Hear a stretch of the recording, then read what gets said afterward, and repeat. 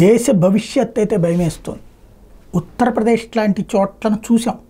ఒకనాడు ఏది అలీగర్ దగ్గర ఆజాం ఖాన్ లాంటి వాళ్ళు దుర్మార్గాలు చేసినటువంటిది, బహిరంగంగా రెచ్చిపోయి మత ఉన్మాదంతో రెచ్చిపోయి చేసినటువంటిది, లేకపోతే గుజరాత్లో గోద్రా దగ్గర చేసినటువంటి దారుణం, ఇవన్నీ కూడా హిందువులే బలిపశువులైనటువంటి సందర్భం.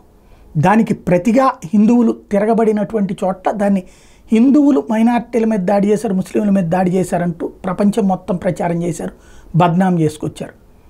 అంత దారుణమైనటువంటి పరిస్థితి. ఇక్కడ మీడియా కానీ అంత నిష్పక్షపాతం అన్నటువంటిది కరువైన దేశం మంది.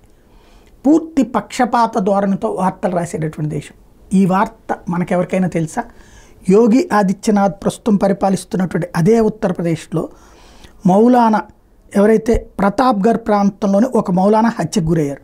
ఎవరు చంపారో తెలియదు, కానీ అక్కడ ఉన్నటువంటి హిందూ కుటుంబాల మీద పెద్ద ఎత్తున దాడులు చేశారు. మైనార్టీ సామాజిక వర్గానికి సంబంధించిన వాళ్ళు అక్కడ ఇళ్లని ధ్వంసం చేయటం చేశారు. చివరికి ఊరు వదిలి బ్రాహ్మణులతో సహా అనేక మంది హిందువులు ఊరు వదిలి పారిపోయి తలదాచుకోవాల్సిన పరిస్థితి వచ్చింది.